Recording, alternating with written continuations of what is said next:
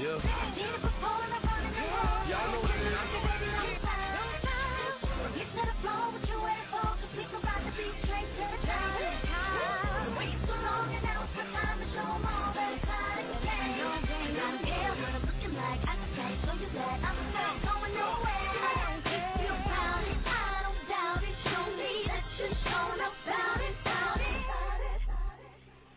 Welcome to the Life in the Now broadcast. I'm your host, Nicky Yarborough, and today we have a dynamic show for you. We have the Calvary Boys in the house. They're going to share their story today about how they overcame different obstacles and how they're moving forward and what God has called them to do right now in this time, in this season. I mean, you just got to listen to this awesome interview on tonight and just be blessed. Being on y'all, I just want to welcome y'all because, you know, I had a chance to experience just a dynamic group, you know, at the After Church Live. You know, I walked in and we looked over to the left and we was like, dang, who is that? I mean, they clean. Y'all, you know, you had on your suits. Y'all was just doing it. And we had no idea because I've met you before at the Life Church. Right. Yes, John. Right. Okay. And so I was like, oh, okay, so he's a part of the group. And did not know what I was in for. Okay. You know, so the Calvary Boys. How did, I mean, who came up with this group? Who made it? Who's the founder? It started. This is really the fourth year we've been singing with the new Calvary Boys. Mm-hmm. We started with an older group called the Gospelers years ago. Okay. And one of our best friends, like one of our brothers, he passed away. Oh, wow. So when he passed away, Mike Harris, when he passed away, kind of, it wasn't the same singing. We stopped singing for a while. Okay. And then, you know, God had a way of working things back around. Right. So we formed the group back together, and here we are now. Wow. When did you come back together? Was it this year or last year? No, it was probably like, really actually saying about 08. About 08. Really? Yeah. Okay, and the style, the quartet type style, because see, I'm kind of the new school, you know, I'm into the new school music. So when I heard y'all, I was like, wait a minute. See, now they got me. I was like, no, nobody would get me. I'm like, I don't like old school music. You know, that was just me because, you know, I just felt like, okay, what are they saying? It just wasn't relevant to me and where I am in this time right now. But y'all changed the game. Y'all changing the game. I mean, just anointed, and you're singing the word. You can really relate to that. You know, what made y'all pick this type music? Well, me and my brother, we've been singing this type of music since we were like 7 or 8 years old. And my dad always like took us around like the singing, so that was really instilled in us quartet. Right. So what I did, you know, we got back together, like he said, in 08, and just, like, kept it quartet, but put a little flavor to it. Kind of out the box. Yes. Not traditionally quartet, but we venture out to do other things. So we have our own, I would say, Calvary Boy swag. Yeah, we got a Calvary Boy swag. Y'all do. Talk about that swag, Delman. Well, when I came along, I came like a year later.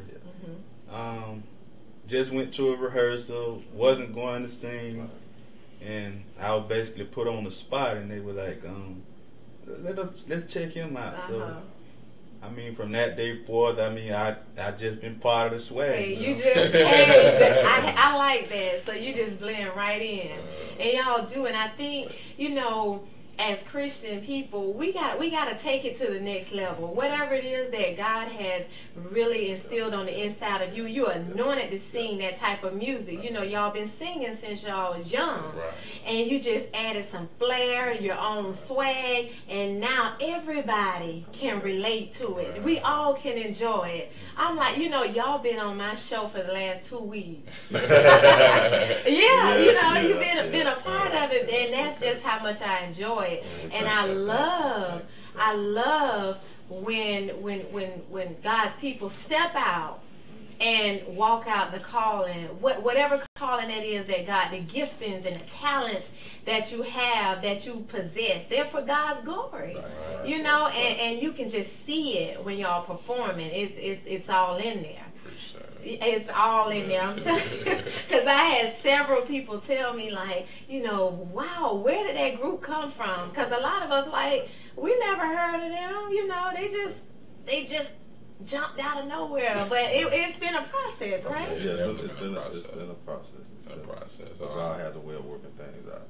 In His own time, He'll take us to the level that He wants us to go, but we have to be prepared to go that route. Right. So if we're not where He wants us to be, He's not going to take us to that next level. Exactly. So, you know, it's a work in progress. We're striving to do better. Right. But like I said, it's an everyday walk with the struggle, the trials, and tribulations. But we will get there. Oh yeah, y'all on y'all way, for real. Are y'all open to minister at different places? I know y'all go to church. Yeah, wherever. So see, that's what we need to know, because you know we're called to go into all the world. It's not saying go into a club and do it, you know, but we got to get outside of the four walls of the church. You know what I'm saying?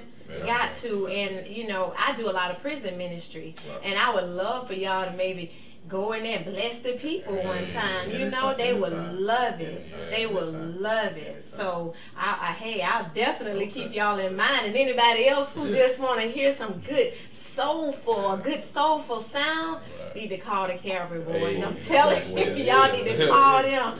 How many people are actually in your group? Eight members. Eight members. Including musicians. That's musicians and all. Right. Yeah, like 8 members. And y'all just gel together. Just gel. A couple of fellas that we have, like my bass guitar player, he been with me since he was like 11 years old. A couple of other cats, they've been there for a while too. Wow. It's just really amazing how, like my brother said, how God does His thing.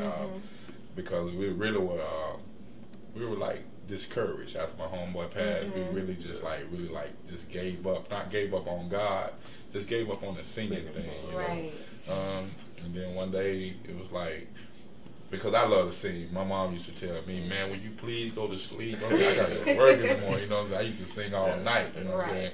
So I just didn't want to just let it go like that. So I got me and my brother back together, and we like, that's an awesome testimony, because you know we all go through things. We have, you know, setbacks and things that are stumbling blocks that are designed to just tear us down and make us quit. But you know, if we have this faith that we're supposed to have in God, you know, we can move past all of that and move forward and really, you know, reach out and help minister to somebody else. What would you say to other young people that, you know, they have dreams, they have gifts, they have talents, but they have issues? They've gone through some things. You know, there are kids now that are in gangs, that want to get out, drugs, that want to stop, but that's all they know. But they are talented. They can sing, they can play the drums, they can do all these things, but they don't know